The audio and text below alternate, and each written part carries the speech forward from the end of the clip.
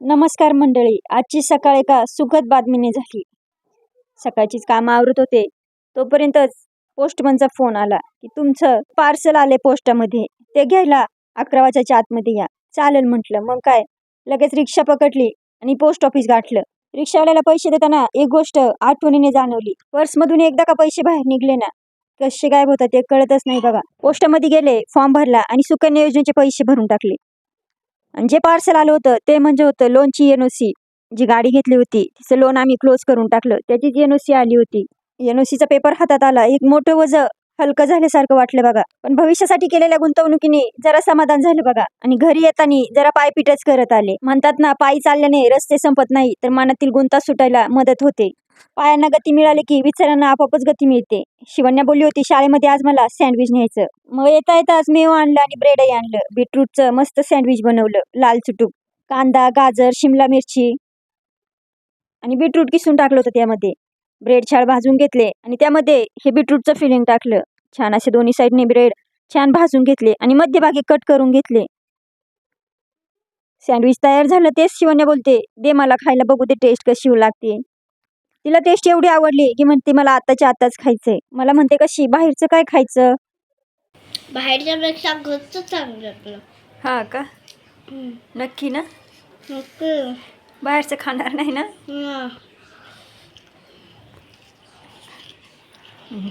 मी sandwich बनवत होते तोपर्यंत तिने घाईघाईत कपडे घातले बघा. शर्ट कसा उलटाच घालून टाकला.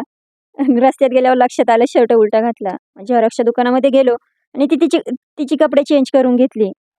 नंतर न घरी आले. गावावरून गहू आणले होते, पण या मुंबईच्या दमट हवेत त्याला लगेच किडे लागायला लागले बघा. मग काय, बसले गहू साफ करायला. सगळे गहू साफ करून घेतले आणि दळणं करून घेतली. एक दळण केलं म्हणजे सगळे दळणं करायलाच पाहिजे. बाजरीचं दळण, तांदळाचं दळण, सगळे दळणं केले. श्लोकने आज जबाबदारी घेतली, मम्मी आज मी चक्कीत दळण टाकतो. पोरांनी असा कामात हातभार लावला की मन खूप भरून येतं बघा. संध्याकाळी शिवण्याला शाळेत आणायला गेले तर दोघी जणी पाठवून उशिरा येत होत्या. विचारलं उशीर का झाला तर म्हणते बॅग भरत होतो. टेस्ट होती, मार्क्स सांगायला लागले. 10 out of 4. का?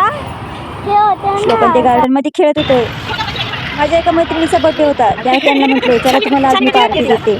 छान अशी पाणीपुरीची पार्टी केली. मीडियम पाणीपुरी श्लोकने, सनिशने, सानिकाने, भूमिकाने खाल्ली आणि शिवण्या बोलली मला गोड पाणीपुरी पाहिजे. मग तिला छान अशी प्लेटमध्ये गोड पाणीपुरी बनवून दिली. घरी येता येता दळण आणायचं होतं. दळणाची पिशवी घेतली. बाजरीचं आणि तांदळाचं दळण झालं नव्हतं, म्हटले नंतर देईन. बघा हात कसे झालेत लाल. बिटाचा रस सगळा हातातच उतरला का काही कळलंच नाही.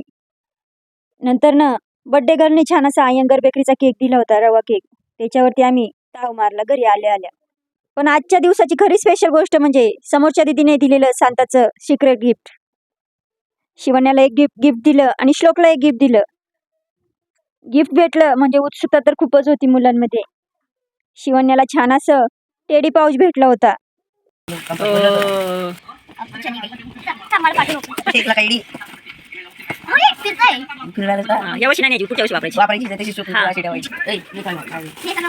म्हटलं पाऊच ह्या वर्षी नाही वापरायचा, पुढच्या वर्षी वापरायचा. चालेल म्हणते. आणि श्लोकला भेटली होती फरेरो रोशन चॉकलेट. खरं सांगू तर मंडळी, आम्ही हे चॉकलेट आयुष्यात कधीच खाल्लं नव्हतं. त्या सोनेरी कागदातलं चॉकलेट उघडताना मुलांच्या चेहऱ्यावर जो आनंद होता ना, तो आमच्यासाठी खूप मोठा होता. पण शेवटी फरेरो रोशन चॉकलेटची चव आम्ही चाखलीच. सुखाच्या व्याख्या छोट्या असतात हे आज पुन्हा एकदा पटलं. आजचा आमचा व्हिडिओ तुम्हाला कसा वाटला नक्की सांगा. व्हिडिओ आवडला असेल तर प्लीज लाईक, शेअर, सबस्क्राईब करायला विसरू नका. धन्यवाद.